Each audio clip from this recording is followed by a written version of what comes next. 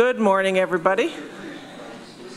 I'm going to call to order the December 18th Planning, Energy, and Environmental Quality Committee. Thanks for everybody that's here in person and online. Appreciate that.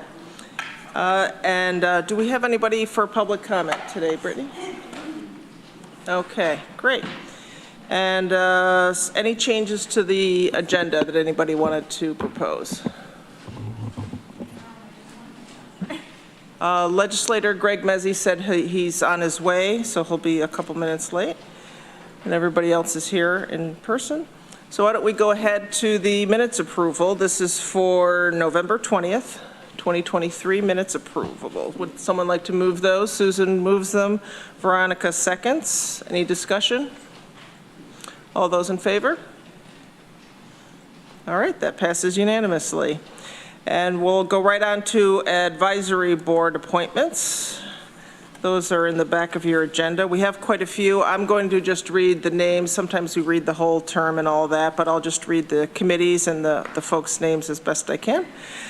For the EMC Environmental Management Council, we have Kate Darfler, Mark DeVocatus. Water Resources Council, Becky Sims, Brett Hayhurst, Cynthia Brock, Jenna DeRario, Kristen Hishka, thank you, Elizabeth Cameron, Linda Wagonet, Stephanie Redmond, and Sean Bassard. Okay, thanks for help from the audience. All right, would someone like to move the advisory board appointments? Moved by Veronica, seconded by Susan. Okay, all those in favor of the advisory board appointments? That passes unanimously. Thank you, everybody. And for chair's report, I just wanted to say that for the next meeting of Peak in January, the vice chair, Veronica Pillar, is going to be chairing that meeting. I'll be attending, but remotely, because I'll be out of town. So I want to thank you in advance for doing that. Thank you for the reminder. And so this is my last meeting of this committee in person. Our meeting, as folks probably know, that the committee appointments run from starting in February, so then through the next January. But since this is my last meeting in person, I really wanted to thank department heads, all the staff, our administration, our clerks, my fellow legislators on this committee, and all our advisory board all our advisory committees and other people in the community who do a lot of work. We'll be talking a little bit about that for the trails. We have a lot of volunteers and people who are active in the communities, so that really makes a difference. And I really think it makes Tompkins County really special and unique. So thank you to everybody for that. And I also want to mention for my fellow colleagues here, there's a lot of advisory boards that Peak has, and you guys do a lot of work all year round and bring back information back and forth and attend different events. So thank you very much for doing that. And we'll have time at the end. Well, actually,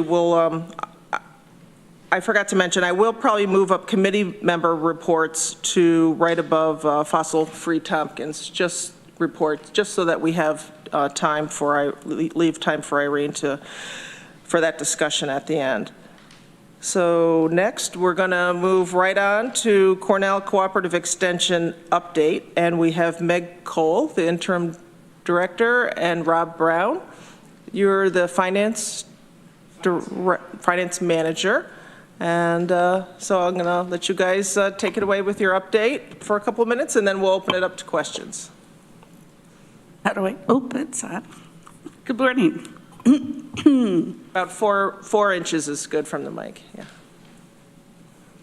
Good morning, everybody. Thank you so much. I just want to thank you. We're thrilled to have Rob on board, so we are really happy. The two of us are happy to be here today.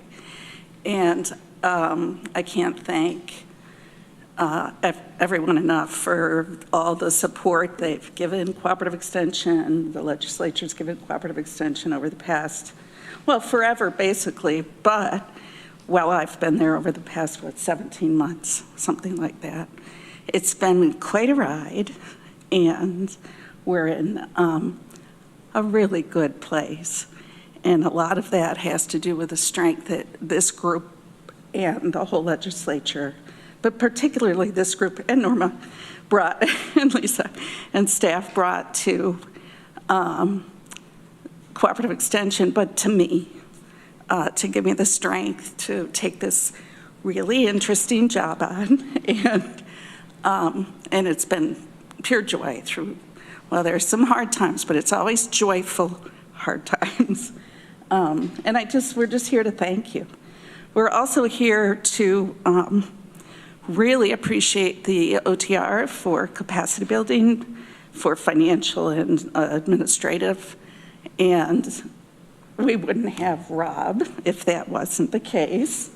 So thank you. And Rob and I go way, way, way, way back. So when I saw the application come in, I was just thrilled. And so he's brought a lot of lift to the organization.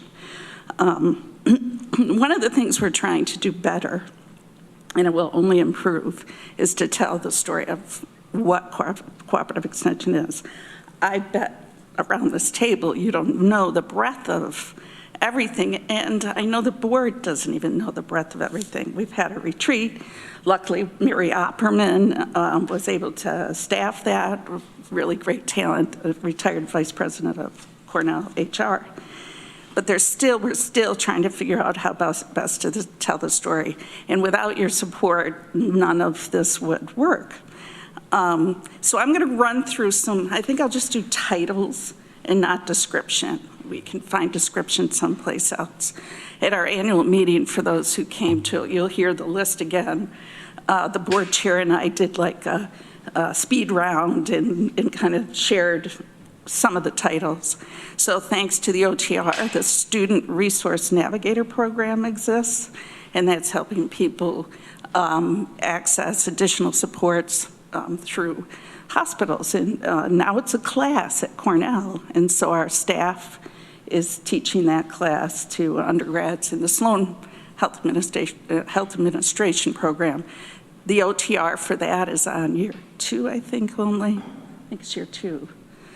The kitchen, the teaching community kitchen, we have so many.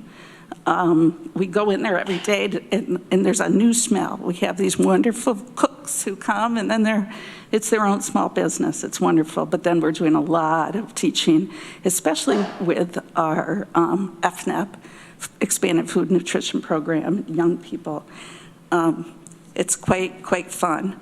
Transportation, way to go, that's, you all kind of know what that is. We're trying to rebrand that, because what does way to go really mean? Way to go. But it's transportation. And your new transportation administrator is great, Frank. We've really gotten to know Frank very, very well, so it's good.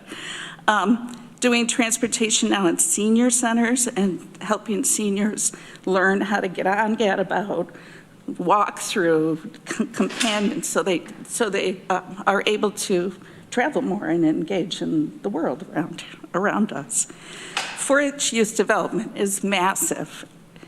We'll talk briefly about that in a bit. So you have your rural youth services, your after school, your summer, your clubs, primitive pursuits, camps, programs. We now have an overnight camp at Arna for us this year, and so we're really excited about that. Tons of parenting workshops, all the strengthening families, all the work with the Office for Children and Family Services. And then workforce development and energy teams.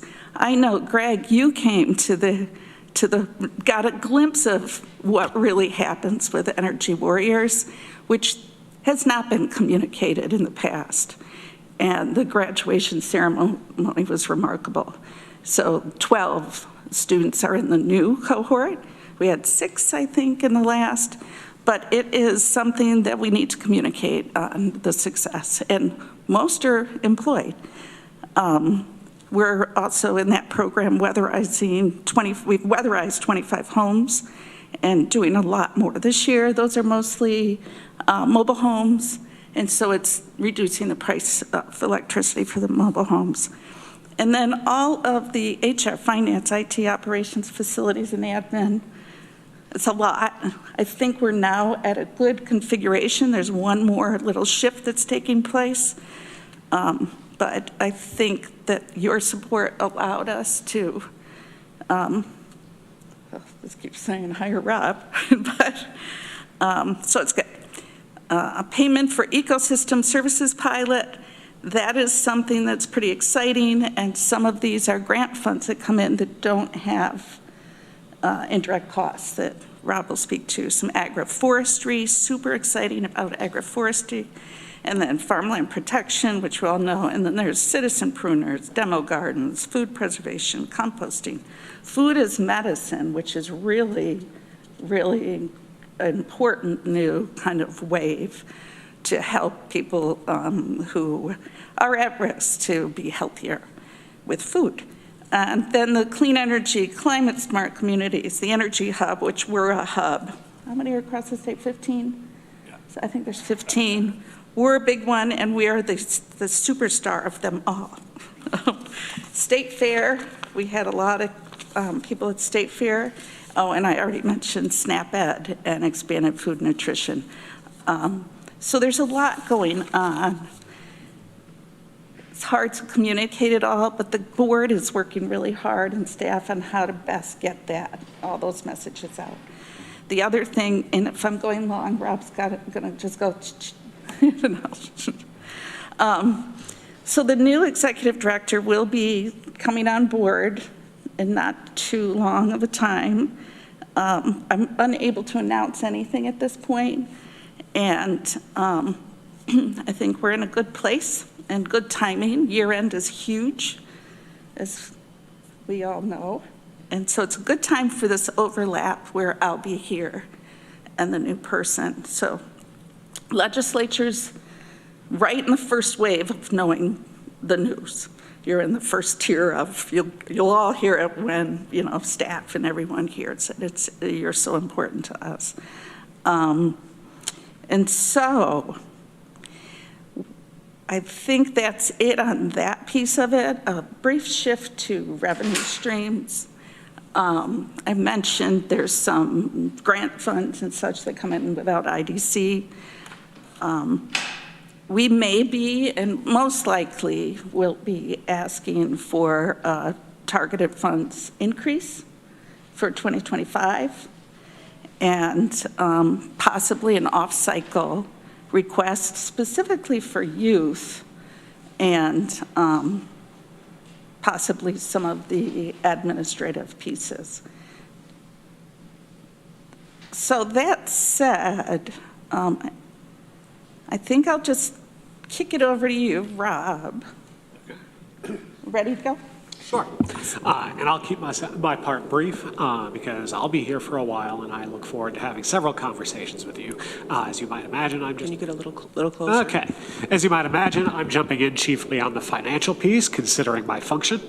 And I'm very pleased to say that my first year, partial year with a cooperative extension has been a dynamic and largely successful one. It's been very interesting. As we work on administrative capacity, tightening things up and healing some organizational challenges that have resulted from some prior funding deficits and so forth. Again, in significant part thanks to the support of the county, which we treasure. But the other things, we completed effectively a 4-year sweep of comprehensive audits and deep dives into our financial position, which has been essential both for all of the general purposes, but so that we can really evaluate now with great precision our administrative overhead relative to our programmatic activities. And from that process concluded in September. In the interest of precision and full transparency, honesty with funders, while that process was underway, we were using the de minimis 10% indirect rate on our funding sources, which is considerably less than the actual 16% that has been applicable.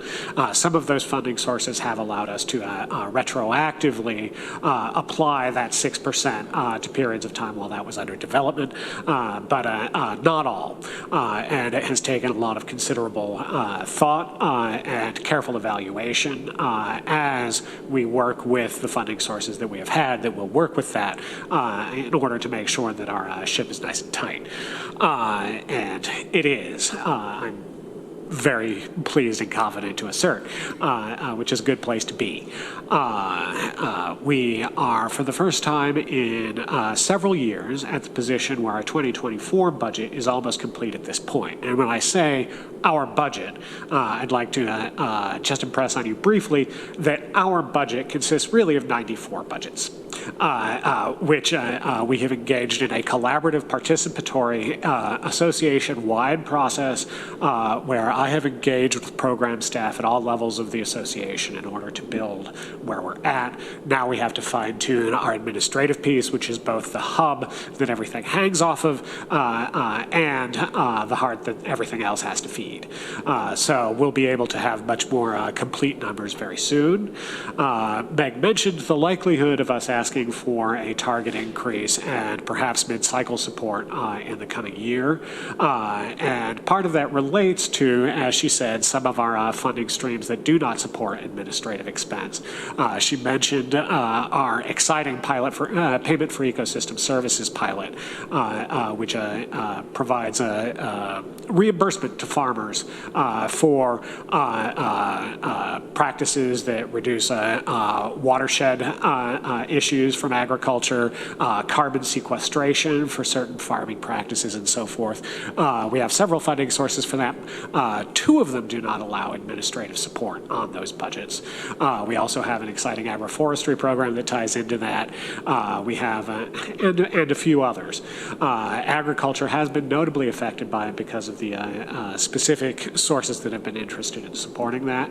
And with farmland protection funds rolled into our target request as well, agriculture's discretionary funding out of its target funding is going to be quite low in 2024 as it shifted some of its aliquot into administration to replace that lost IDC.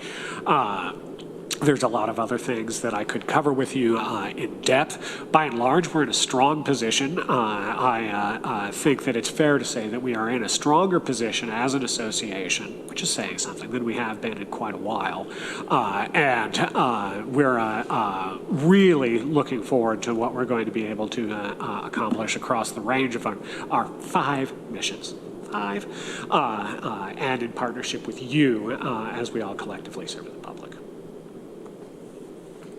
Back to you, Meg. It's back to me only to ask if you have any questions and just to share our gratitude. And Lisa, thank you for everything. Luckily, we met before I started, I think. And I'm like, whoa, this is something. But it's just been knowing the effect on the children, the seniors, our lands, the watershed. I mean, it's been a good gig. But I can't thank you all for your support. You guys are rock stars too. Did you know that, Ricky? You're a rock star. Susan knew she was. No. Any questions? Any questions or comments from anybody at the table? Veronica? Yeah, I'll first give a comment. Thank you for your update and your stewarding of this organization. It's my familiarity with CCE is, I'm sure, just a little dent in what you all do, and I can conceive of what it might be like to be running each individual program, but I can hardly conceive of CCE as like one cohesive organization, and I realize that's exactly your job. So I'm very impressed, and thank you for stewarding the whole thing and bringing it to where it is now. I probably should know this, but what are the 5 missions of CCE? Go, Rob. All righty. So we have, and we're not a corporation. We were established. Yeah, we were established. No, this is important though. We were established by United States and New York State law in the early 1900s, and as opposed to a lot of nonprofits, you go out with a grassroots group of 10 of your best colleagues, come up with an exempt purpose and go. It was the U.S. Congress and the New York State Legislature that gave us our missions. And they have evolved and been interpreted over time, but that's where they're at. We've got 4-H and youth services and education. It's called 4-H Youth Development. I'm going to be a helper. Yeah. So we've got family and child development. Which is in 4-H Youth Development. We have got agriculture and horticulture. We've got environment and climate change. And we've got nutrition, family health, career development, workforce development. Fascinating melange there. And financial education is rolled into that last piece, which this year we're expanding a little because it's been a little bit of a deficit, which it should not be. Thank you. Susan? I wanted to say thank you to you, Meg. I think your leadership this year has been phenomenal. We're grateful that you were at the helm. But I also want to say, I've known Cornell Cooperative Extension as a resident for, decades. But an opportunity to be on the board was such an honor. And I am on the Agricultural and Farmland Protection Board. And this is an amazing organization. The topics that we have been talking about, not only the review of agricultural districts, but what does it mean to have solar on farms, or when you've got viable farmland and then it wants to be used for solar. Unionization on farms and what is the impact of that on day-to-day operations. Also, the 4-H fair was phenomenal as an educational opportunity for so many students, and it was led, the tour for the board was led by these 2 young women who had done so many multiple projects. I felt like I should go back to school. So I just want to say thank you. It's an amazing organization. Randy? Yes, thank you. It's been 2 years I've been on the board at CC, and it's been a great education for me. It made it easy for me to support all the missions that CC has. And it was in a definite flux there for a while, and it was fun to watch the success of everybody. So thank you for you and all the staff at CC for all those things, and past board members too that took a lot of effort in that. So it's definitely been interesting. It's fun. Rob, I'm always interested in finances, so it's been great to watch how that changed. And I think it's really been great to see how it's changed. The new software system's been great for you, tracking of grants and how people have to log in and their hours, and I'm sure that how they tracked that before is anybody's guess, but it's well tracked now. But it's just been great to watch that. One thing that I learned that I thought was very interesting was that technically employees of CC are Cornell employees, technically. Is that correct? Sorry. They're our employees. We're a separate, like 501c3. They do contribute $2.3 million worth of benefits, though. So we contract with them to use their HR platform, their payment platform, but technically they're not. In other states, cooperative extension staff are. We're the only state in the country that you all are part of this, are the employers, the office, we are. So technically, we're not Cornell staff. But they do fall under all their benefits and we do not fall under all their benefits. That's a couple of things before I leave. I will get employee degree programs and educational benefits just like the Cornell staff get, at our extension and all the extensions. I'm hoping, I say will very adamantly, but I'm working with some people on campus. No, and I can share, I was Cornell staff before I came here. I immediately lost all the Cornell benefits and then had to realign at extension and become hired. Like right now, I have 1.5 years at Cornell instead of many. So. So who actually funds the benefits for? The state. The state is part of the Cornell contract college piece. That's the relationship. And actually, 224 funds, which we get about 197,000, those are calculated by what you give to us. So there's math, like you go up, we get more money from the state. So there's all this real complicated, but we've got Rob now. 224 is, Oh, sorry. 224 is New York State County Law 224, which is our state's companion legislation to the Smith-Lever Act of 1913. See, look at that. So it's complicated, and you're a board member, and I feel for all the board members because it takes so much time to get all these little pieces together. But there are a couple other systems-wide changes that campus now is really attuned to do. We have a new executive director who was an agency association director. So I'll just talk fast, but there's the climate is ripe for the benefits to equalize from Cornell staff to extension staff.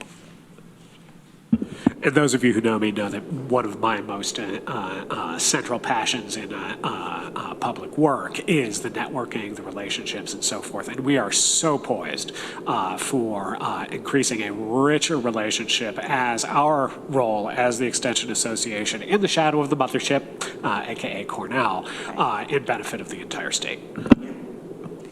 It's easy for an outgoing interim director to help support all the other directors, and so we have very good conversations on how we can maybe look at some new ways to do things.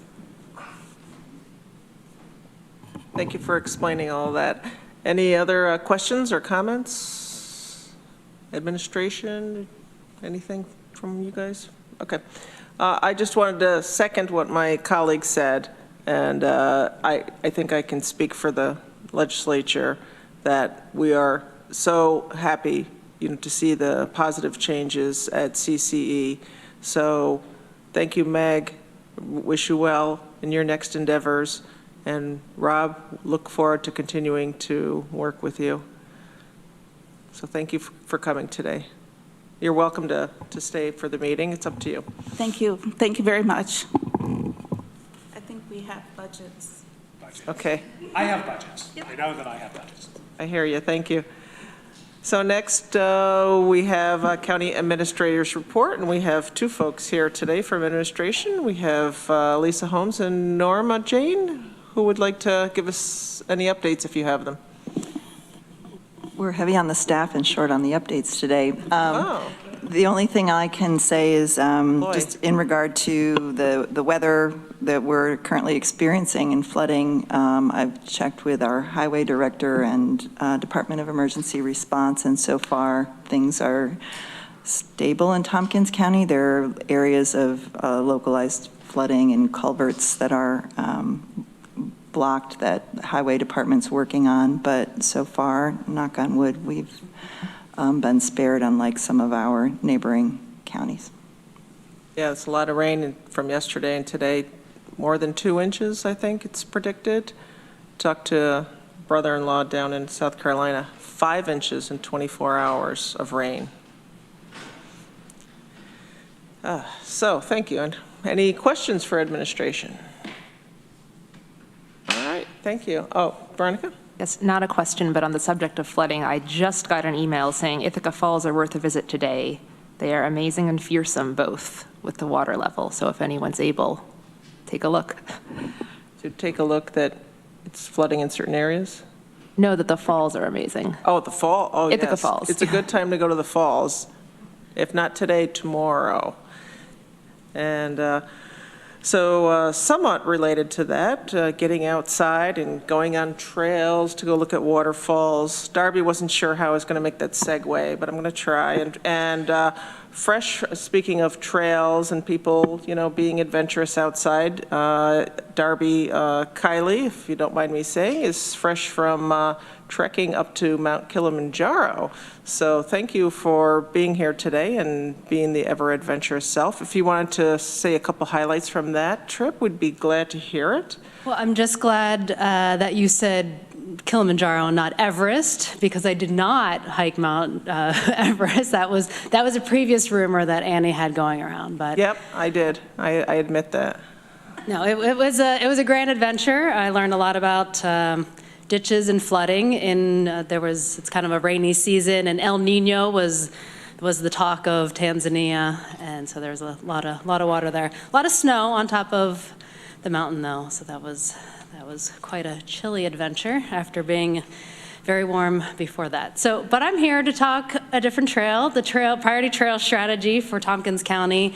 This was first created in 2014, and updating this draft, we're working with Fernando from ITCTC on the getting the partners together. And this is really a collaborative effort with all the folks who maintain these trails and then work with our department and ITCTC. So there's a resolution on page 7 of your packet. The memo is on page 8, and then that's followed by the 20-page strategy. So I was here in October with the draft strategy, and we had it out for review at the time. And then we talked to the TCOG at their meeting earlier this month. And since you saw the draft, there really haven't been any changes, just a couple of small editorial things that have been added or switched around. So we're just really here today to get your approval to move this on to the legislature. It looks like it's on the consent agenda for tomorrow night's meeting, and asking the legislature to accept this priority trail strategy. And, it looks like something we'll update every, 5 to 10 years or as needed, but it really focuses on the five trails that are included are the Dryden Rail Trail, the South Hill Recway Extension, which takes it from Burns Road and goes out to the county line through town of Ithaca, Danby, Dryden, and town of Caroline. The Black Diamond Trail, which is the extension from Taganic Falls up into Trumansburg, and then also the Buttermilk to Robert Treeman section. The urban connector, so how do all these trails fit together when they come to Ithaca, and how do you get from one place to another? And then the other trail that's not really multi-use, but just a foot traffic trail, is the Finger Lakes Trail. But that is this important regional trail that we have in our community, so really important to highlight what's needed there. So again, this doesn't commit the county to anything. It's just a place where the county has seen it as important to pull everybody together and put some of these concrete actions into a plan so that folks can reference this as they apply for grant funding and those kinds of things. So if you have any questions, happy to answer them. Thanks, Darby. Why don't we first get the resolution on the floor? Greg moves it. This is the acceptance of the Tompkins Priority Trail Strategy 2023 update. Can we have a second on that? Randy seconds it. And that's on packet page 7. So any questions, comments? Greg? Thanks. It's great work, and it's great to see it all sort of in one place. On packet page 17, it's page 8 of the report. One of my colleagues had asked about, as we're looking at the agenda coming up, about parties involved in the easement for NYSEG for the South Hill Recreation Way extension. And originally, was there some sort of county involvement in holding that easement, and then it got shifted to the towns, or there was conversation about the county? Could you just maybe touch on that, or highlight what the shift was, why that took place, and why the county's not the one that's holding the easement and the 4 towns are? I don't know. That was in other people's hands at the time. Do you know, Fernando? Maybe Katie. There we go. All right, thanks. Hi, guys. Yeah, so that was pre-pandemic. The thought was that the county could play a coordinating role and pull this together more easily than one-on-one with the utility. We tried that for several years, and the county really wasn't adding a lot of value to those discussions because we would have just been the middleman. So we would sign an agreement with NYSEG, and then we would have to turn around and execute MOUs with each individual municipality. And in discussions with NYSEG and municipal leaders, it was just thought from our Jason Molino felt pretty strongly that it didn't really make sense for the county to be in the middle. And it seemed at the time like it was going to go really quickly because we had kind of teed up NYSEG with a draft agreement, and it's hit all sorts of obstacles that I think that would have hit whether the county was involved or not. Thanks. Yeah, I was just following up for a colleague that couldn't be here today, wanted me to ask that question. Yeah. Thank you. Thanks, Katie. Any other questions? Randy? Yeah, thank you for the report.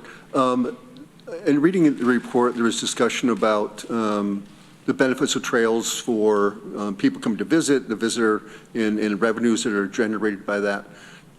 Is that the primary goal, or is it also to just the public in general to use these trails, and get your thoughts on the true benefit of that for people visiting? Right. I think we really see it as a transportation corridor. As these are built, then people can be using them to really get across the county. I mean, there's a lot of opportunities for, pretty soon I can get all the way from McLean into Ithaca without, being on much roads at all. So it's really, can you bike in? I know Fernando has a lot to say with this in the long-range transportation plan as well. Yeah. Yeah, so certainly if you were to approach my office. So I'm Fernando de Aragon with the Ithaca-Tompkins County Transportation Council. From my perspective, we look for the transportation arguments to support programs like this. However, the recreational and tourism benefits are there also at the same time. So it's in that sense, it's a win-win. So you ask if it's one or the others, it's all of them. Certainly, if you go to apply for federal money, you're probably going to be making the transportation argument and the safety argument and so on. Just to let you know, so the value of this plan, among other things, is that I can go ahead and include it in my 20-year long-range transportation plan. And whenever any of the municipalities apply for federal money, there's a lot of value in making sure that that our priority trail strategy plan is in a plan, and they can point to that. And the roots of this whole effort go back to 1996 when my agency developed a countywide transportation network, multi-use trail network, which followed an effort from a local group that the Green Trails Initiative, I don't know if that's going way back. So this has been sort of a generational effort, right, to develop these trails in the county. And it's very valuable to have this. I know we've been able to have access to many millions of dollars. Many other multi-use trails you can think of, the Black Diamond, the Cayuga Waterfront Trail, et cetera. The Dryden Rail Trail is happening now. All these have received funding in great part thanks to having a plan and being able to point to it. On your, you showed the Finger Lakes Trail. In what's going on with that? Is there like a group that manages that, or what? I mean, how is that Finger Lakes Trail? Because it's the only one that goes through my district. The other trails are shown in my two districts, or my two towns that I represent. I know Groton doesn't have anything going on there. Lansing has very few trail systems there. So, but the Finger Lakes Trail does go through the southern part of the county. So what's going on with Finger Lakes Trail, and how is that promoted? The Finger Lakes Trail has its own structure and administrative group and maintenance group. They're very active. Finger Lakes Trail is a single-track hiking trail. It's not a multi-use trail, but which all the other trails in this document are. And we kept it there because of its significance, because of its scale, and in those areas the county it crosses, it's an important link, and that has less of a transportation role and more of a recreational role. But it's very useful to have it as a destination or an origin for some of the trails that we have. But it's its own, they have their own, I forget what they call themselves, the Finger Lakes Trail, they have a Maintenance plan type thing? No. But in any case, they. I think it's a club. And then they have the local clubs across Right. the entire trail system. Like the Cuga Trails Club is the local one in Tompkins County that gets the volunteers together to maintain the trails that run through our county. Yeah, it might be a nonprofit.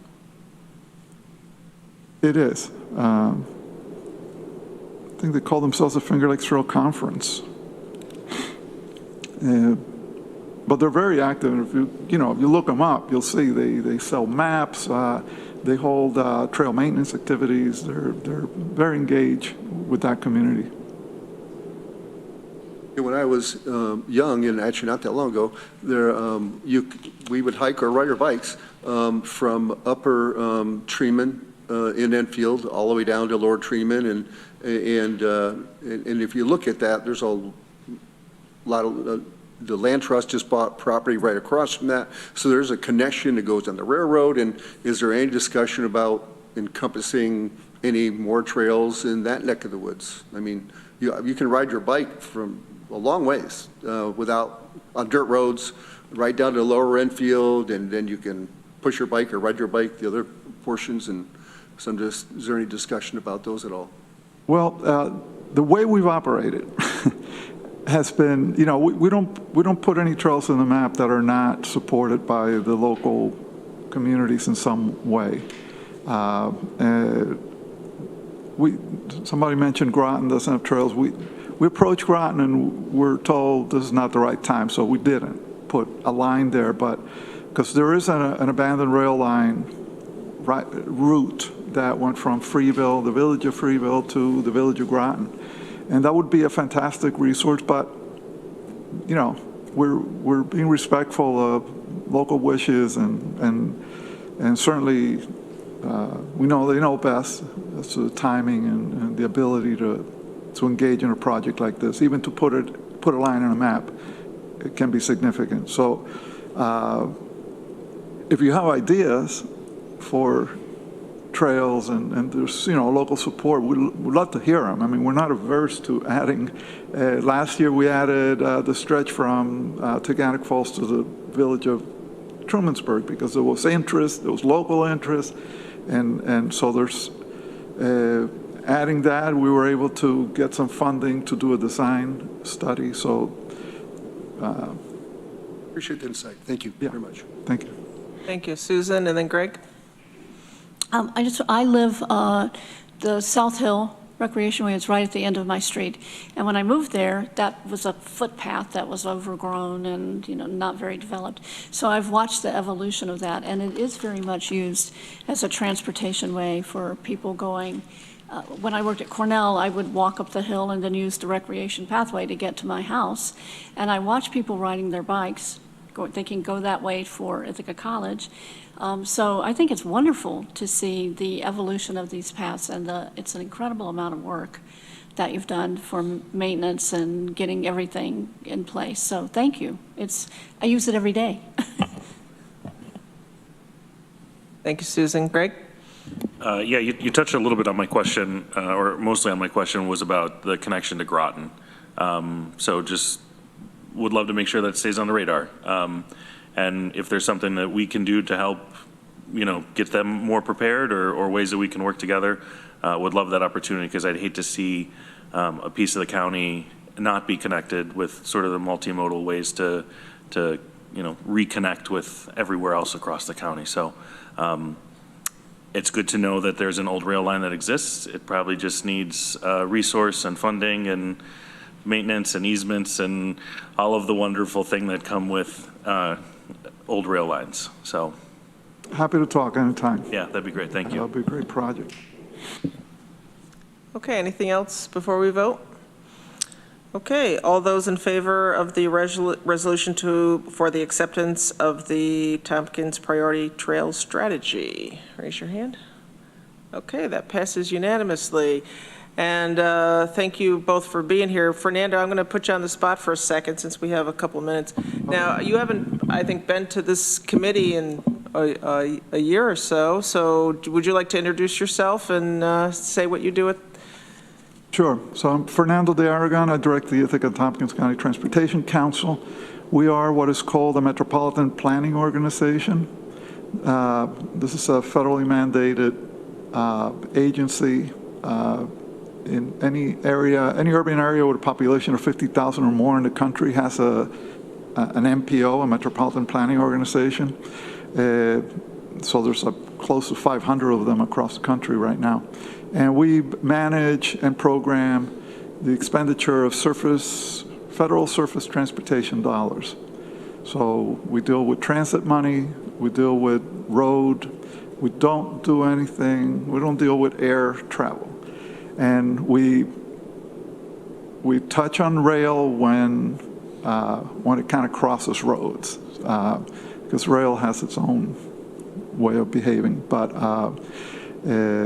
so we're engaged with most of the larger projects that you see in the community, a lot of bridge projects, a lot of the larger trail initiatives have federal funding, and many of the kind of larger repaving or road reconstruction work will utilize federal funding and go through my agency.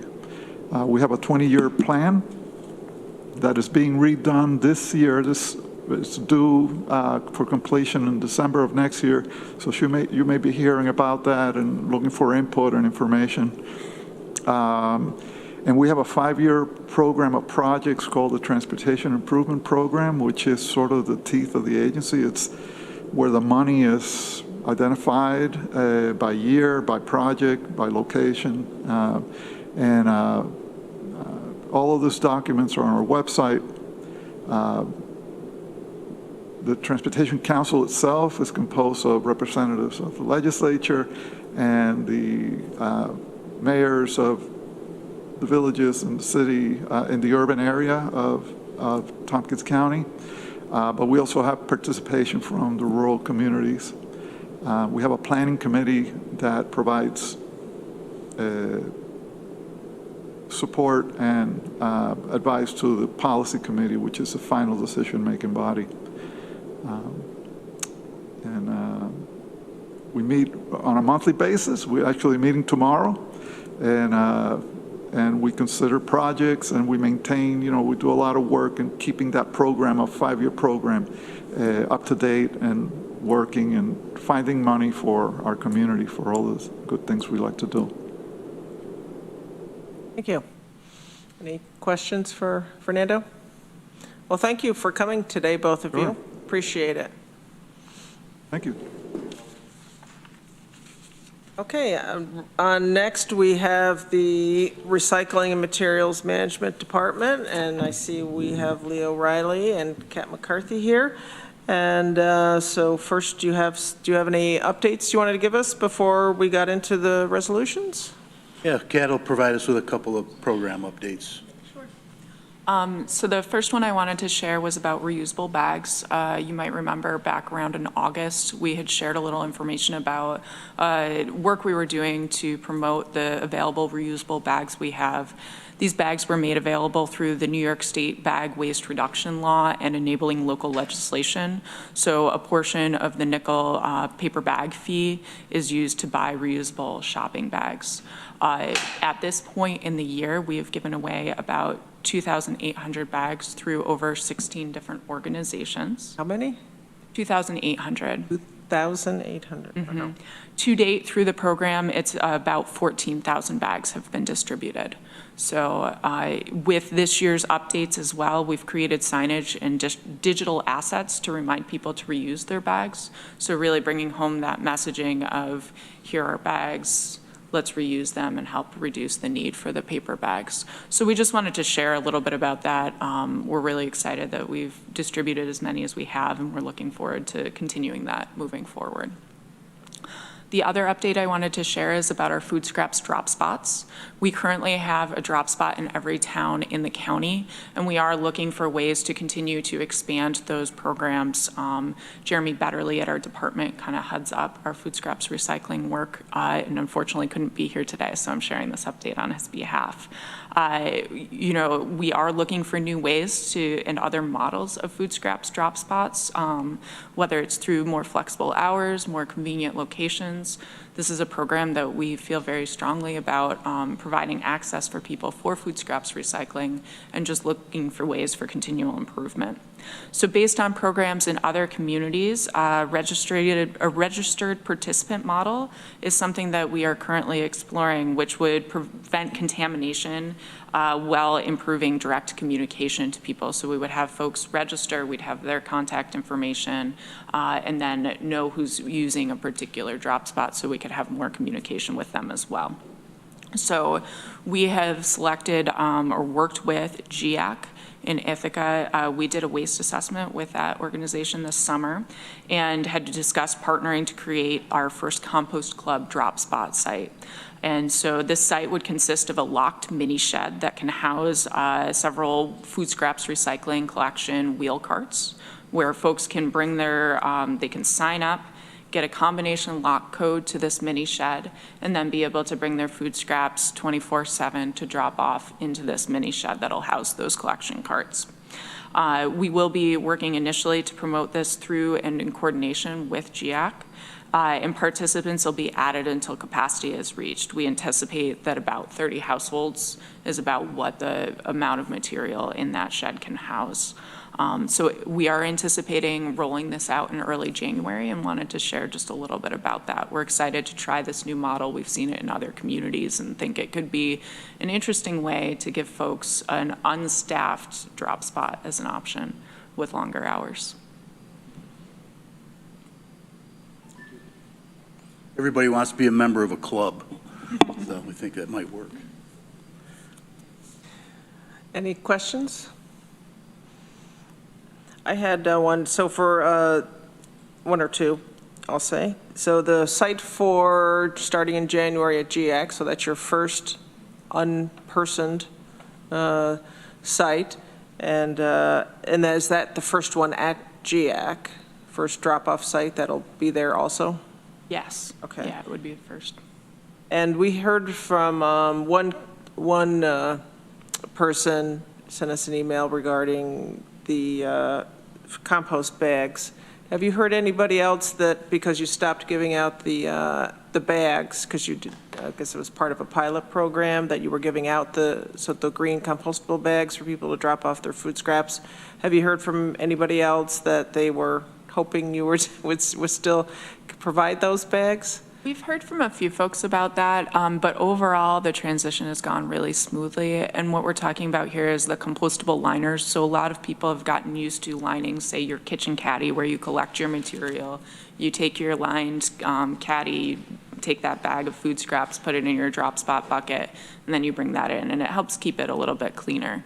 Folks can continue to use those liners. We just currently aren't providing any more, and they are available locally from local retailers as well as certainly from retailers beyond. So as long as they're a BPI certified liner, they're still okay with the program.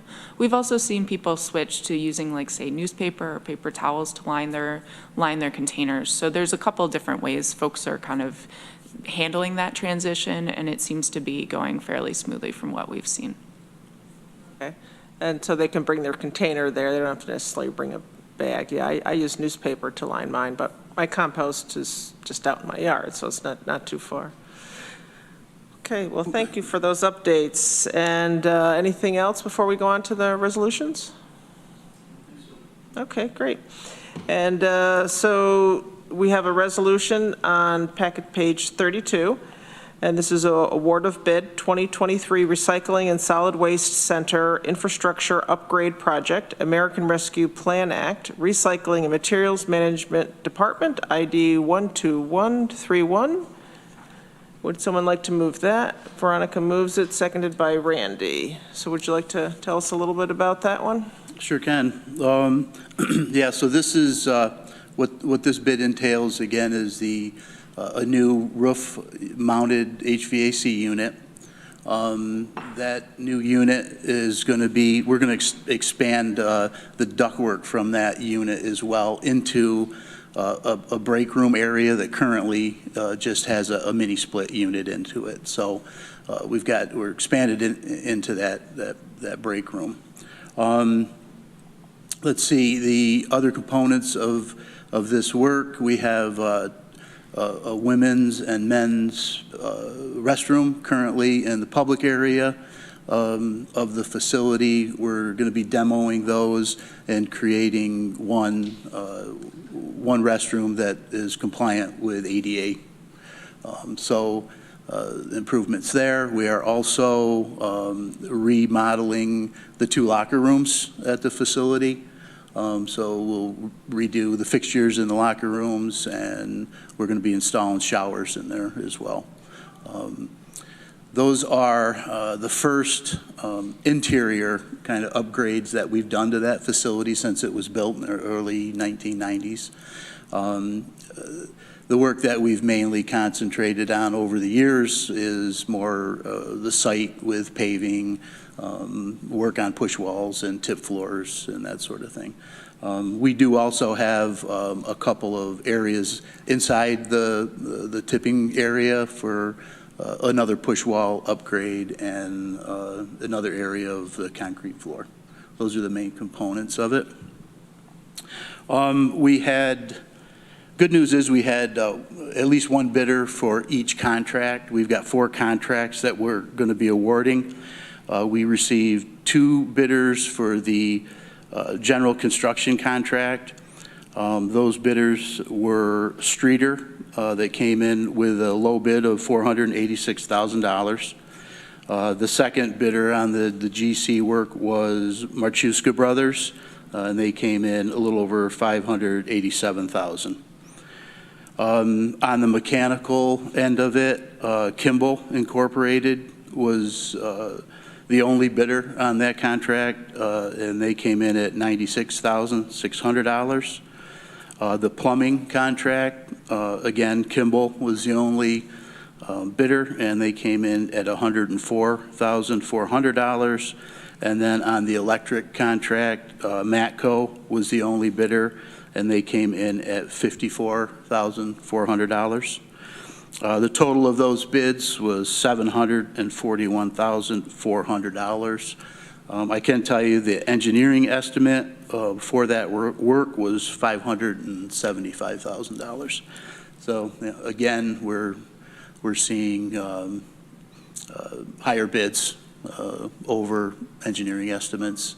That's been the trend that I've experienced really probably for the past 3 years.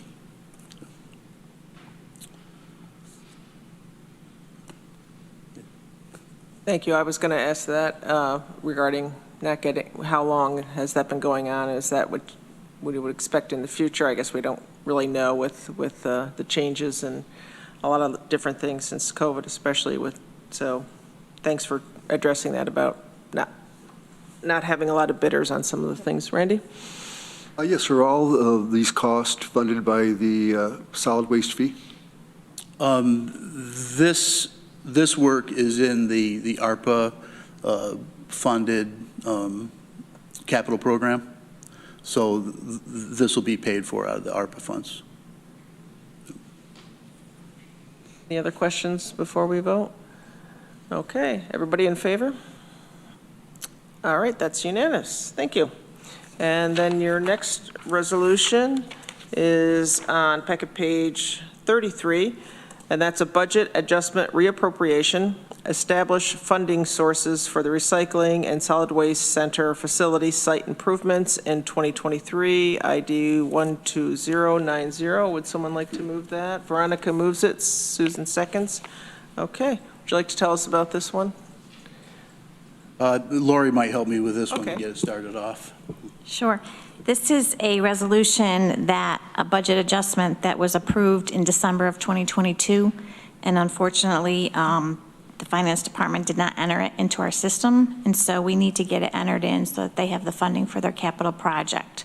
So it's moving $120,000 from the CL fund to the capital project, and that's for facility site improvements. Okay, great, thank you. Any questions on this one? All right, all those in favor? Oh, sorry, Veronica, do you have a question? Wait, now that I'm looking at it, it's all the lines are increasing revenue and expenses in both funds. How does that work? So that's the accounting of how the budget adjustment works. So we have to show the increase of revenue coming into the project.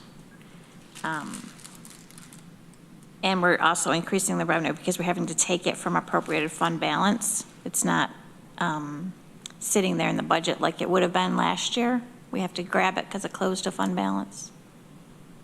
Does that make sense? Not really, but I'll take the L and ask you later. So is this 480,000, is that the total? No? No, it's 120,000. So it's still just 120,000. Okay. Any other questions? Is that clear? Clearish? Okay. All right, all those in favor? Thank you. Thank you for helping make those corrections. Anything else from you folks at Finance or Recycling Materials Management? Summary? Right, any questions on the capital payment summary? Okay, all right, well, thank you for joining us today, appreciate it. Okay, so we have Irene Weiser coming up in just a minute, but first I just wanted to see if there's any committee member reports that you had. Veronica? Irene, you can come on up and start to get ready. And Lori, thank you for joining us again. Thanks. Just a brief report from the Soil and Water Conservation District, which is just that everything is going fine. But at our last meeting, we approved the 2022 audit, which had no problems, and the 2024 annual plan of work, which is more or less just continuing what it always does, which is managing many, many grants and contracts in about 4 areas of works, and many, many points of coordination with other organizations and such. There's about like 20 different ones listed, and things are going great. Okay, great. Susan? Excuse me, both Randy and I attended the Cornell Cooperative Extension annual meeting, and they had a wonderful speaker. It was Dr. Angela Odoms-Young, and she is the director of the Food, Nutrition, Education, and Communities Program and the New York State Expanded Food and Nutrition Education Program. And it was an incredibly detailed presentation on the food system and who has access, who doesn't, and the effects of how we get our food and on health and education. Great. I've attended their annual meetings before. I'll try and attend their one next year. It's incredible speakers that they always have. It's really well worth it. Plus great food. She was amazing. Yeah, it was incredible. Okay, anything else from committee members? All right, thank you. And then we have Irene Weiser from Fossil Free Tompkins, who's going to talk to us about CO2 clean energy solutions. And Irene, thank you for coming today. Yeah, I'm glad to be here. I hate the occasion because this is a really scary thing that's being proposed for the southern tier. Is there a way to put it up on, You, Share the link with you, you have to join by Zoom in order to share your screen. okay, let me go do that then. Or, Brittany, can you just put it up? I cannot. Oh, okay. All right.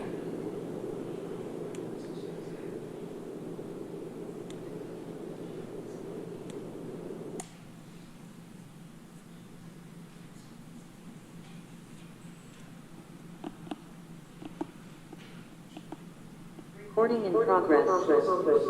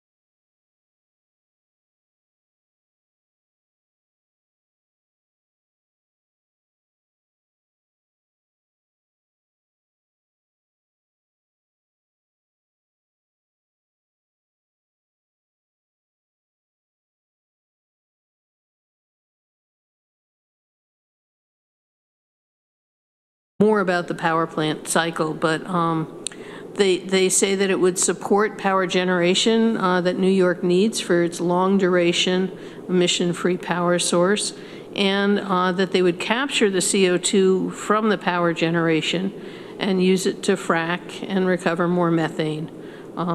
So, you know, just kind of this cycle of use fossil fuel, you know, get fossil fuels out of the ground, use them in this power plant, capture the emissions, take the emissions, inject them back into the ground to get more fossil gas out of the ground.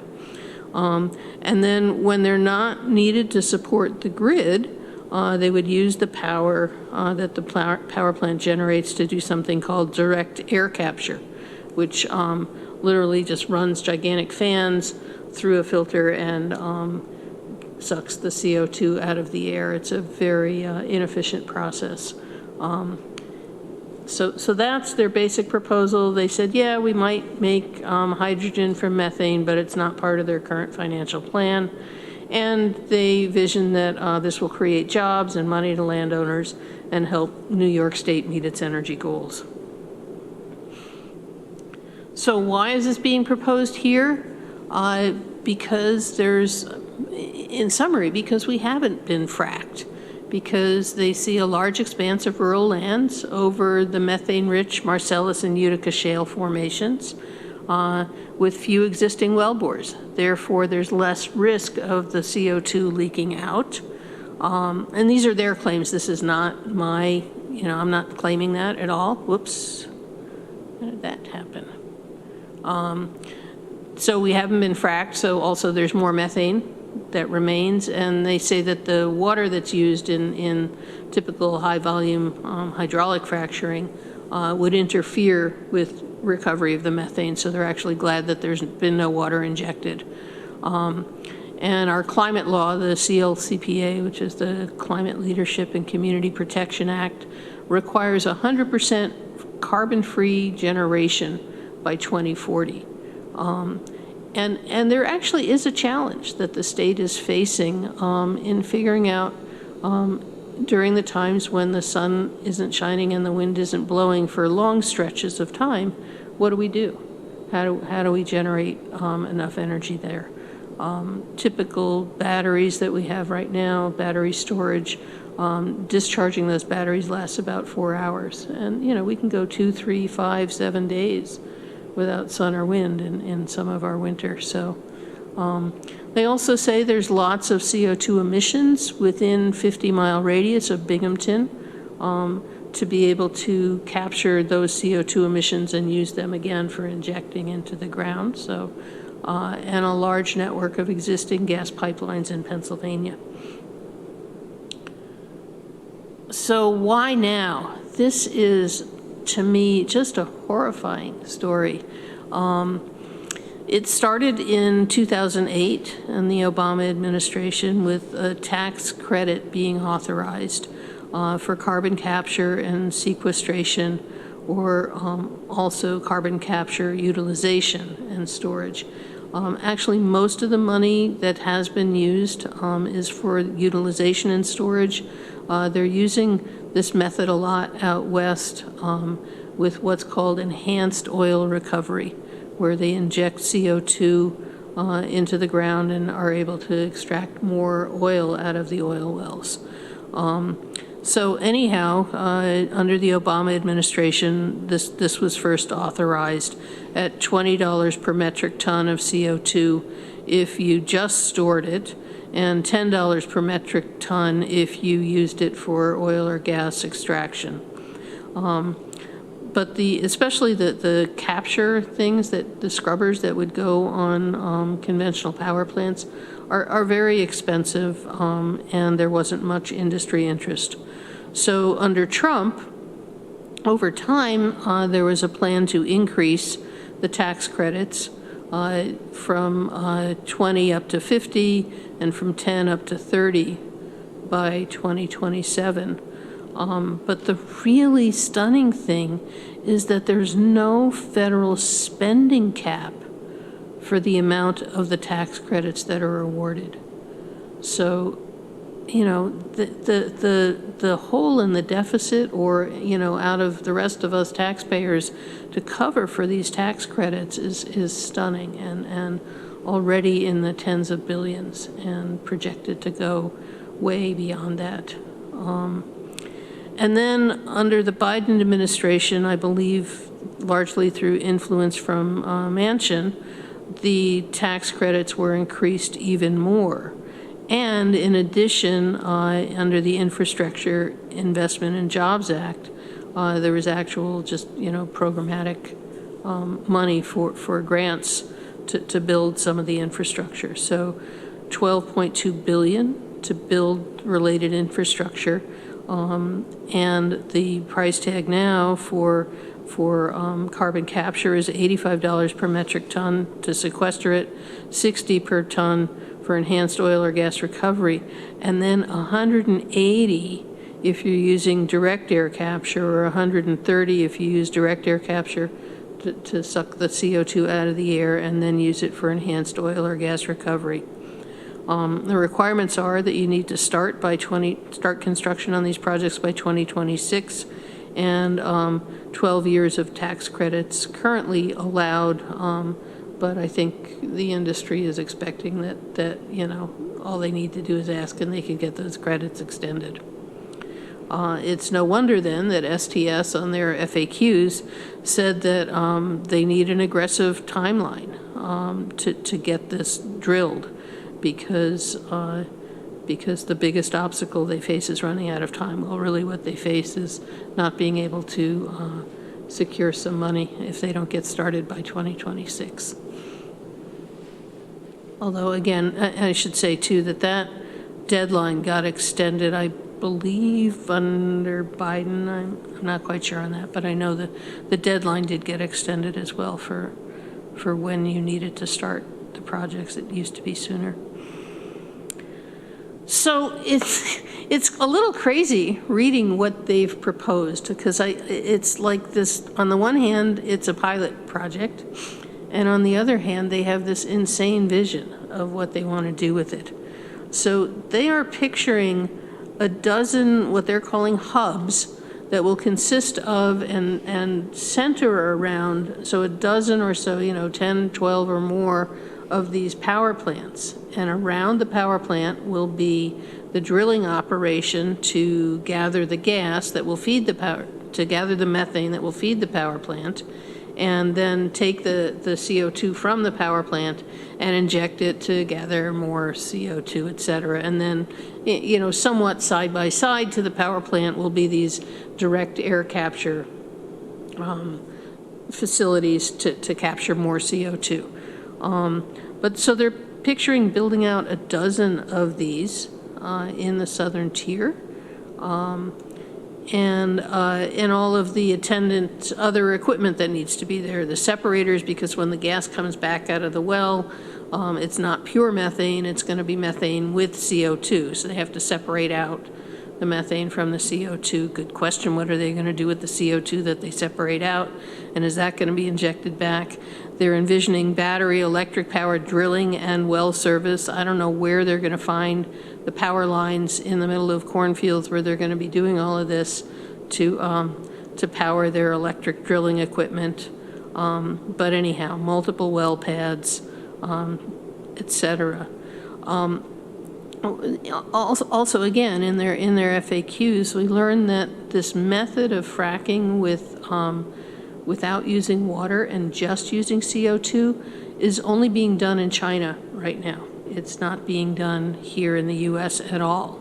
And what they say is that companies have not been forced to choose between CO2 and water, but they think that the water-based fracking option will no longer, they use the word available, I think desirable is what they really meant, following the results of their pilot program in the southern tier.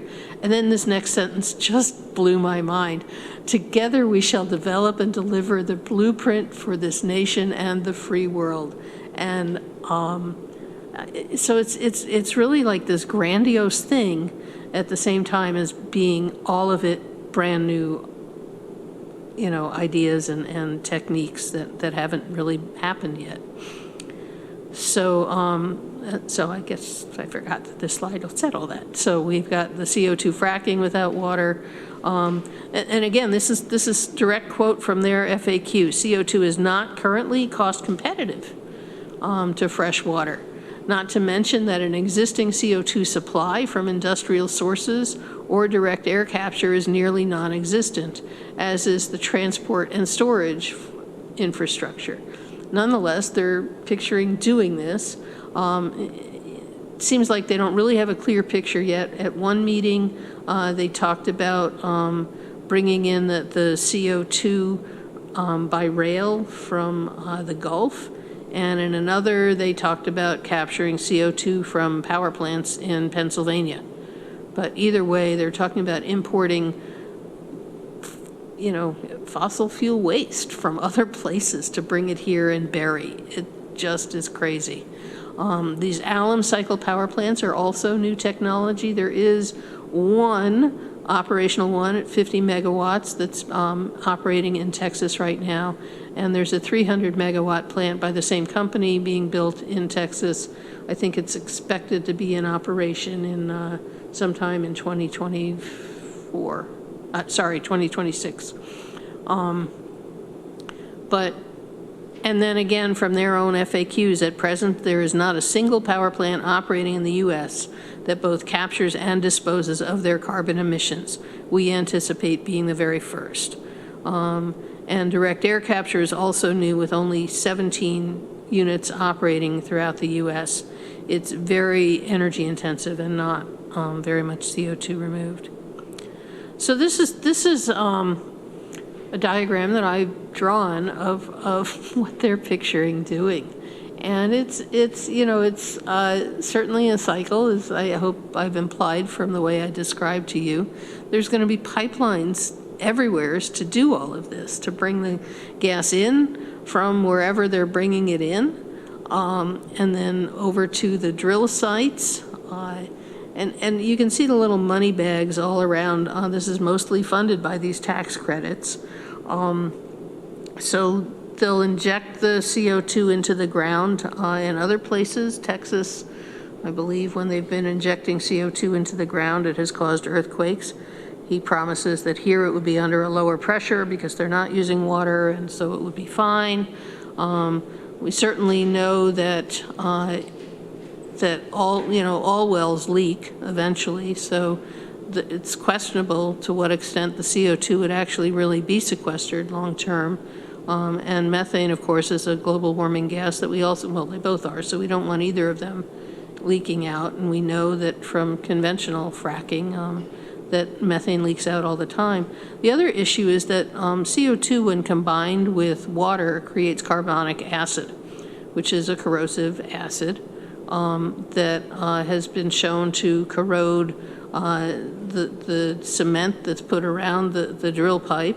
So they're having to develop new kinds of cement to put around the drill pipes that's more resistant to the carbonic acid corrosion. But it also has the potential to liberate heavy metals that we find in our soil, whether it's arsenic or lead or other things that could get into our groundwater. A lot of this requires lots of energy input, so the separation and compressors that are used to run the pipeline, run the pipelines and separate the CO2 from the methane. Again, we run risks of leaks. They all require energy inputs, so it's not clear that the overall life cycle of all of this is going to make any sense. The part that does, I have to be honest, does contribute is this new kind of power plant that solves, over on the right-hand side, I've got that little circle with the 10% question mark. That's what I was describing to you. If we look at just the outer circle, this is a circle graph pie chart kind of thing from the New York system operator that manages the grid, and this is what they say the grid is going to have to look like by 2040. And we'll just go with the outer circles because the inner circles, it's just more detail of what the outer circle is. So the outer circle green part is the renewable energy sources that are intermittent, whether it's solar or wind. And some of it's onshore and some of it's offshore. But You're talking about the small circle on the bottom. yeah, I'm talking about the Bottom circle right, on the okay. left, or on the right, bottom right. So the outer part in green is the renewable resources. Then the next section that's in sort of the bluish color are the ongoing sort of baseload supply that we have from nuclear and hydro. Irene, is there any way to zoom into that? On your, I don't know if there is. Yeah, I don't think I can within this. Okay. I can send you that thing separately. But really what I wanted to point out was just, you know, the big 10% question mark that we don't know how to provide. But I can certainly send you a blow up of that to see. And so anyhow, you know, then the alum cycle power plant, you know, you guys know about the Cayuga plant up on the lake that shut down a few years ago. And you've seen the kind of power lines that come out of that. That was also a 300 megawatt plant. So just picture all of the transmission lines that are going to need to be built to support a dozen 300 megawatt power plants in the southern tier.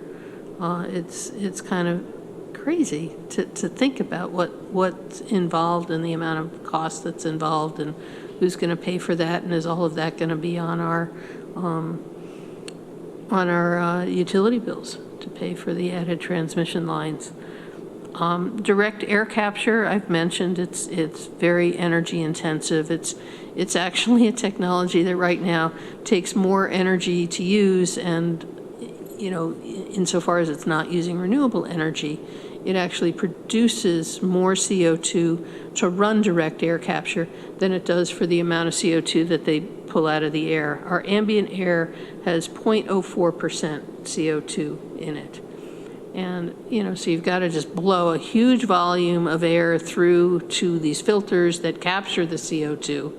Then to release the CO2 from the filters, you have to heat the filters and use some other, you know, equipment, machinery, whatever, to capture the CO2, pressurize it, put it in these pipelines and sequester it, or, you know, whatever you're going to do with it. So it's a really crazy proposal, and you know, our U.S. government is putting tons of money towards this.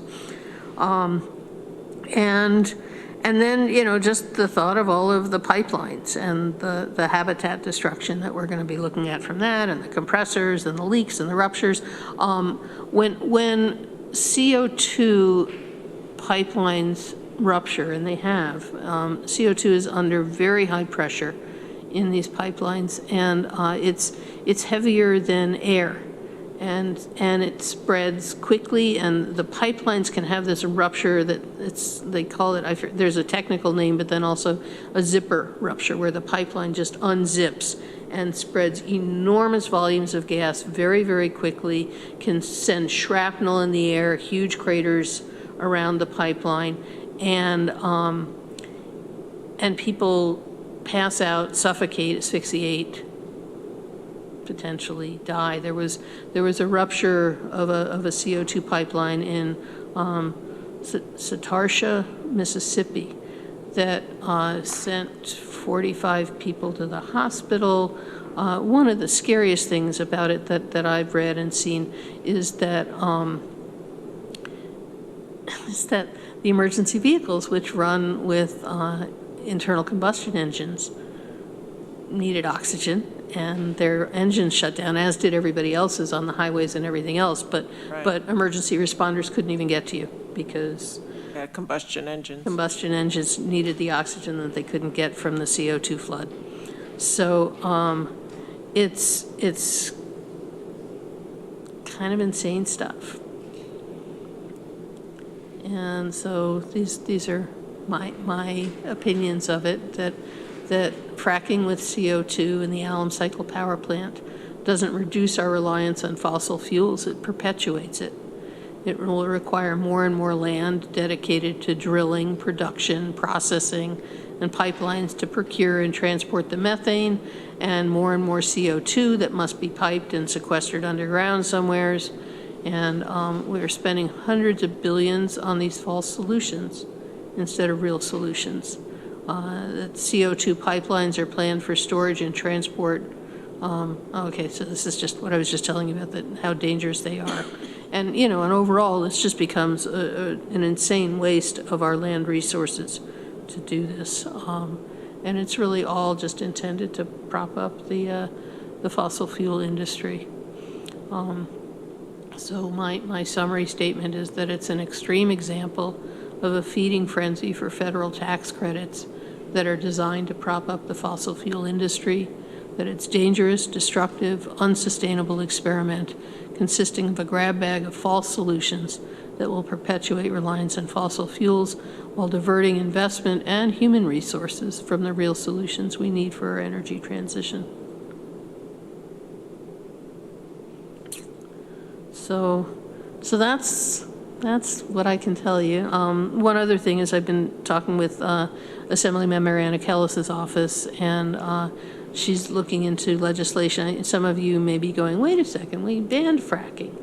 Well, yeah, we did. We banned fracking in 2019, but it was, the language was very specific to high volume hydraulic fracturing. So it limited to fracking using more than 300,000 gallons of water in the process. So Anna's office, I believe, is looking to broaden that in some way to incorporate CO2 fracking, and my guess is likely any other kind of crazy fracking idea that might come forward. Put that in there. Using carbon dioxide or any other crazy thing they come up with. Yeah. I like that. You ready for some questions? Absolutely. Thank you. This is something that, Irene had presented at some of our advisory boards, and it was something that was asked, Mike Lane had asked about, he had heard about it, and I don't know if other folks had heard about this new type of way to try and get the gas out of the land here. So I'll open it up to any questions, comments. I know it's very dense material. Greg? Yeah, I guess I'm looking at packet page 37, slide 5, where you talk about 45Q tax credit. Yeah. Oftentimes, fossil fuels, clean energy, right, can be a relatively politicized issue. Yeah. On this slide here, do you have any background on why we see two Democratic presidents and one Republican supporting tax credits for these? Like what? Yeah, the oil and gas industry is enormously influential, and that's why. Got it. Was there another purpose intended for carbon sequestration or carbon capture from these tax credits? Are there other options, or were these tax credits put in place for this exact type of use? It's a good question, Greg, and whether these same credits, I don't think, but I don't know. We just heard from Cooperative Extension and the programs that they have for farming restoration that puts CO2 into the soil. I think that falls under separate credits because it's not directly capturing the CO2 and doing something with it. There has been, for a while, some schools of scientific thought that say that, doing what ending the use of fossil fuels isn't enough, that we also have to pull CO2 out of the air. And I think that is a true statement. How we do it makes a world of difference. And, putting it into the soil when we can, finding other ways to put it into, growing plants. I know there's work right now looking at growing kelp, growing oysters that, will calcify their shells, and, various ways to pull pull carbon out. But I think that injecting it into the ground, as far as the research that I've seen, there's nothing that promises that it stays there forever. And I would argue that's a risk we can't really afford. So I know that this may be a bigger ask, but I'd be curious just to know, and with the work that you do across, I think, various organizations, what would be good ways to use these tax credits to promote our environmental goals, or do none exist? Yeah, I don't know. So what I do know about these is that that the oil and gas industry was influential in promulgating them. Also, just as there's been documentation that shows that that the oil and gas industry knew that carbon dioxide was going to cause global warming, there's also documented evidence that shows that the industry knows that this is not going to fix anything, but it helps their industry tap into the reserves that still exist in the ground, which is, what they don't want to give up. All of their stock value and projections are based not on what they're doing now, but their projection of the value of the reserves in the ground. And so they want to be able to recover those, that value. And so that's what they're looking for. Any other questions? Irene, you said, I had one, at least you were talking about the money that was already spent on these credits for CO2 capture and sequestration. Do we have an idea of how much from the federal government has been spent for tax credits? So that information probably is available. One of the other kind of stunning things that I've learned in reading this, reading up on this, is that, first of all, tax credits are part of a company's tax filing. So the information for any given company on how much they're collecting in tax credits is confidential, just like you can't see a company's tax filing. You can't see what they're collecting on these tax credits because it's part of their filing. You can get an overall net amount that has been awarded each year. I don't happen to have that data, but I can probably ask some people. I know, some people who've been researching this and probably have that information. Most of it is going out west right now and in Texas, where they're using the CO2 for enhanced oil recovery. So, injecting the CO2 to get more oil out of the ground. So that's, I believe, where most of the credits are likely going. There's already out west and in Texas more than 5,000 miles of CO2 pipelines that have been built, and with the money that's being provided from the infrastructure and Jobs Act, whatever it's called, there's 12 billion more to provide for pipelines and rail cars and you name it, to support the capture industry. Veronica? Thanks, Annie. Thanks, Irene. To clarify, the CO2 pipelines, that's carrying gaseous CO2? It's actually carrying it in a different state of matter. So, we're familiar with solid liquid gas, right? And we've actually, we kind of know of all three of those states for CO2, right? There's gas that we can't see that's around us. There's liquid CO2, and then there's dry ice, which is solid CO2. There's actually yet another phase of matter. So this is all, like I said, this is all stuff I'm learning about, and some of it is just kind of new to the world. But there's another state of matter called supercritical fluid, which is when you at enough pressure and enough temperature in a confined space that the gas and liquid sort of combine into this new thing that has the properties of flow of a fluid, and then the dispersion and diffusion properties of a gas. Yeah, it's kind of weird. Yeah.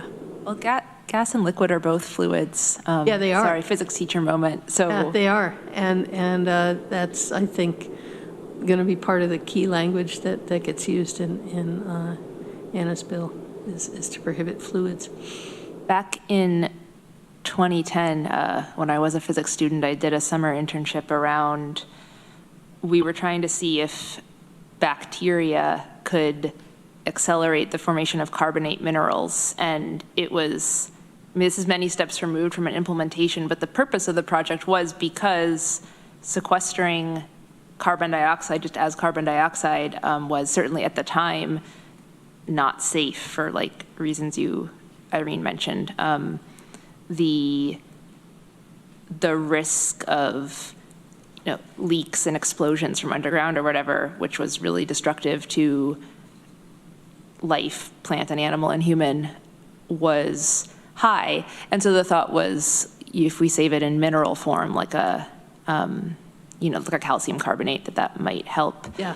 So it's kind of scary to hear about plans to sequester this like relatively unstable carbon dioxide. And I guess, I mean, you kind of touched on this, but have there been significant advances in the last, 13 years on other forms of carbon sequestration? Not this.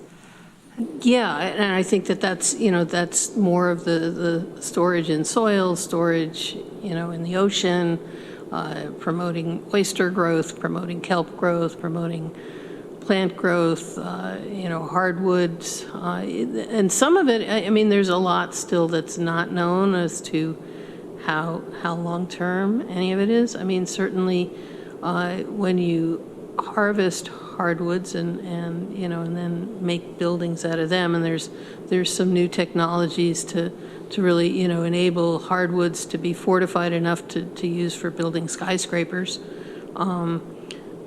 That is actually sequestering the carbon. But then the question becomes, but given all of the droughts and fires and such, are we ever going to be able to replace and grow more plants that would, continue to pull down carbon from the atmosphere? So, I don't know. And really, the place where we absolutely need to be dedicating so much of our effort is in stopping the production of CO2 rather, yes, also finding ways to draw down what exists, but, the biggest effort needs to go into stopping combustion that produces CO2.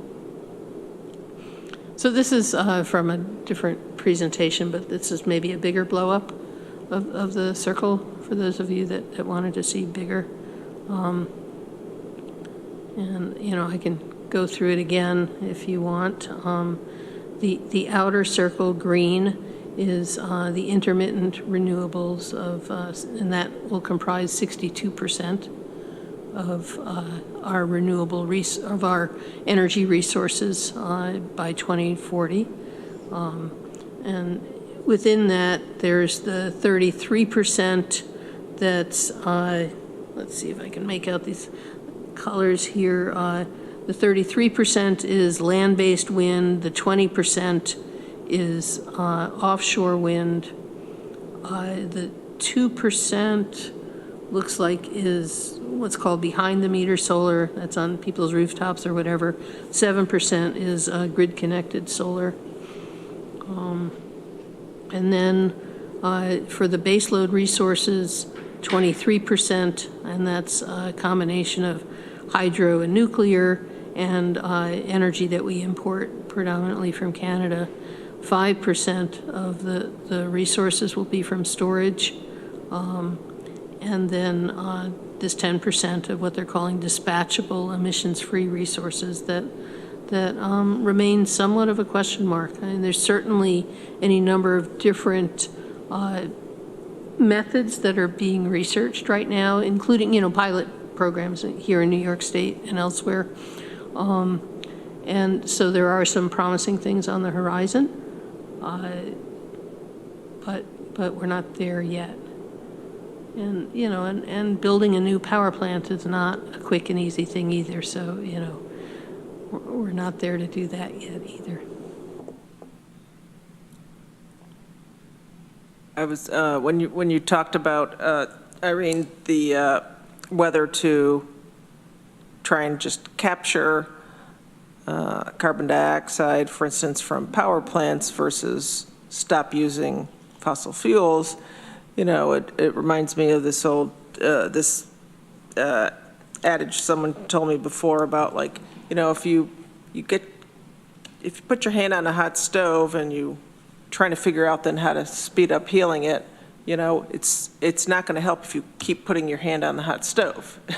So what you first need to do is stop putting your hand on the hot stove. And but this is kind of like the same thing. Like, we need to stop using fossil fuels. Yeah, first thing to get out of a hole is stop digging, and we keep digging ourselves deeper and deeper by emitting more and more CO2 from power plants and fossil fuels. There's another aspect of the carbon capture on fossil fuel power plants. Not this alum cycle thing. This is a new thing. I want to be clear on that. This doesn't have a smokestack that's going to put CO2 out that then needs to be trapped. It runs an entirely different process that just doesn't allow the CO2 to escape at all. And it actually uses CO2 as the fluid in the process as opposed to water. So it also doesn't need to be a power plant located near a body of water for cooling. So it's an intriguing, I have to admit, it's a really intriguing technology, but it's still a fossil fuel technology that's still going to produce CO2 that something needs to happen with. But more what's happening is they're putting these CO2 scrubbers on existing power plants. And there's many problems. Power plants or other large industrial kind of processes that have big stacks emitting CO2. And the problem is that these scrubbers don't capture everything. And they're expensive to run. They take more energy input to run, so it makes the power that's generated and sold to the grid more expensive. But not only that they don't capture everything, but so many of these facilities are typically located in environmental justice communities, right? And already breathing in all of the pollution. So yes, you're creating somewhat less CO2 pollution from the plant, but there's still the other pollutions, the nitrous oxides that causes the smogs and the fine particulate matters and all of this other stuff. And so it actually, using these CO2 carbon capture technologies on power plants just continues to cause health impacts and problems in disadvantaged communities. And so again, we just need to stop using fossil fuels. And we do have technologies to do that. So this whole thing is just a Hail Mary from the industry to keep using fossil fuels. And as far as you said in China, they're using some parts of this system? Apparently in China, they're doing the CO2 fracking without water. Here in the U.S., when they're doing the CO2 for enhanced oil or gas recovery, they use it with water. And so you said there's not a single alum? There is one alum cycle power plant in Texas right now. Oh, one in Texas. 50 megawatts. And there's another that's being built potentially, built out by at 300 megawatts by 2026. It's worth taking a look at the video that I linked on the word alum cycle. if you want to know more about how those plants work. Because, I mean, they really are interesting technology. I can't say that they're not, but they're fossil fuel technology. It just seems the wrong direction. Would the committee be interested if, when, or I'll say when, for instance, if Anna Kellis brings something forward to help prevent this type of technology in this area, would people be interested in supporting that or at least looking at that later? I'd look at it. I'm not real interested in supporting it. I think it's new technology. I think that there's all sorts of problems with solar panels. I can tell you many stories about those. My own neighborhood. Windmills are killing whales. We know that's for a fact offshore. People don't want to admit it. But really, it's the federal government giving all this money to all these programs that direct this, including solar. A lot of money coming into solar. And Newfield, I can give you a perfect example. Company came in, they developed solar. They guaranteed they were going to do certain things. They didn't do them. They sold within a year. They sold to, and then that company sold another company. Yep. We can't even find the company to find them to finish what they said they were going to do. In solar panels have their own issues. I'm interested in listening to that because I want to learn all about you. You explained a lot that I will never understand. I don't understand the carbon issues without a doubt. But I also know that natural gas is clean burning. And even our own policy for Tompkins County is we're going to continue to use natural gas, at least for our backup generators, because it's much cleaner than diesel, right? So it's possible the electric will, and we've got infrastructure we've got to put in for all those things. Technology is going to change. I don't like the idea of fracking at all, so you don't have to sold me on that. But I just think that we have to understand this better, and before I could vote for something, I would have to understand a lot more. So, yeah, the legislation that I think would be coming forward would be to ban this kind of fracking, and and probably more broadly. You would entertain that, yeah, and I don't disagree, Randy. There's been a lot of changeover in solar technologies, and I think that it's also true that none of these technologies are perfect. Whatever we do, every step we take literally, has an impact somewheres. But how to minimize those impacts and use the best science going forward to do the best kinds of things, and I think we know that that the carbon dioxide emissions are the cause of the global warming that we're facing. So as to technologies come down the pike. Yeah. Yeah. So I realize this is somebody shot across the bow to a new solution, and maybe it works, maybe it doesn't. But I think that's beyond my technical understanding. Yeah, and New York State is considering all of these solutions. There was actually a 2-day webinar on exactly this. How do we meet this 10%, and what are the long duration options? And nuclear is one of the things that's being discussed. As to gas being cleaner burning, first of all, I support that we have reliable backup generation, and certainly methane gas burns cleaner than diesel. No argument for me on that. There are issues with methane, however, to be aware of, and you may already. I don't want to make any assumptions, but methane is about 84 times more potent of a greenhouse gas than CO2. And so in transporting it in most of the gas that gets used in this part of the country now comes from fracking. And in the process of fracking, there's quite a bit of methane that escapes.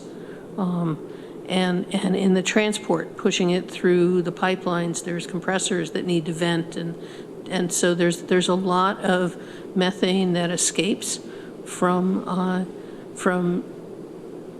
from using methane as a primary fuel. As a backup fuel, I'm 100% there, Randy. I don't need convincing that's a good decision for now. There may, at some point in the future, there likely will be better options, but for now, I'm there to support methane as a backup. I appreciate your awareness of all this. I really Yeah.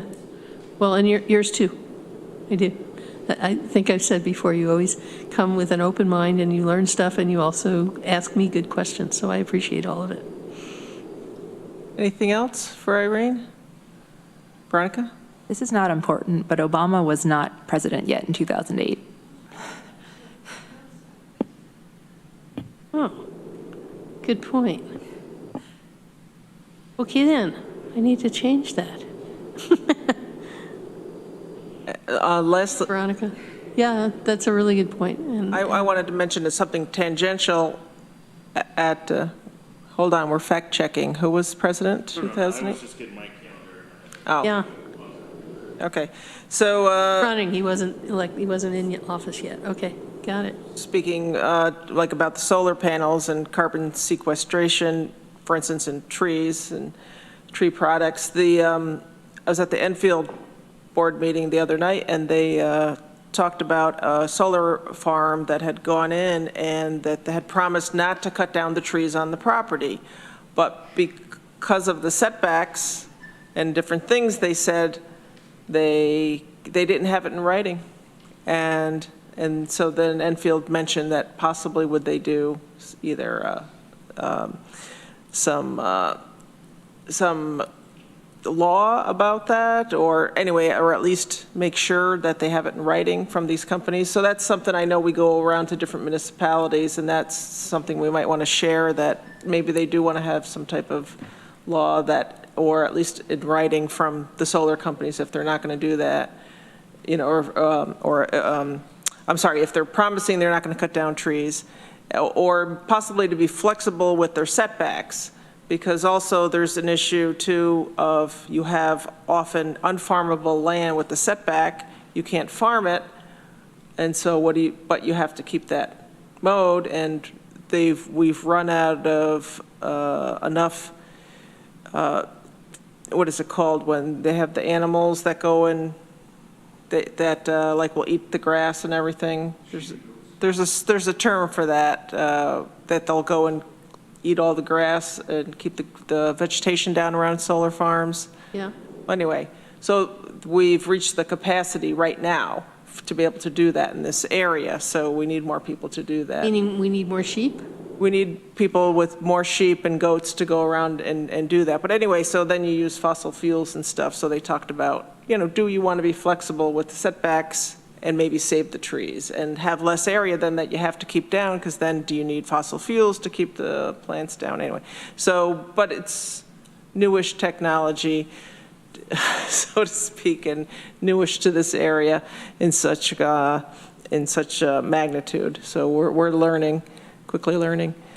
Okay, anything else for Irene? So, all right, thank you very much, Irene. Sure. I appreciate you coming and giving us a heads up on this. Yeah, and, open to any questions, and hopeful that in the new year we'll have something from Anna's office as a resolution to support.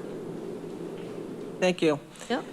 And lastly, I want to thank our clerk, Brittany Gripe, for helping us this year with our agendas, our minutes, and helping wrangle everybody to get here and helping us figure out, timing it out for that really helps for me, and I help other people that we put times on here, so that helps us keep to our agenda, and also helps us participants know when they're going to be up. So thank you very much for doing all that. I know it's a lot of work. And one last reminder before we adjourn, the next meeting, if you remember, we rescheduled the last meeting, or the next meeting, to Wednesday, January 17th at 10 a.m. And Veronica will be chairing. So thanks, everybody. Oh, okay. Before we adjourn? Yeah. Thank you. Just like this in your business. Oh, okay, so we can do this. Yeah, if you just wait a second. Okay, so we're adjourned then. Thank you, everybody.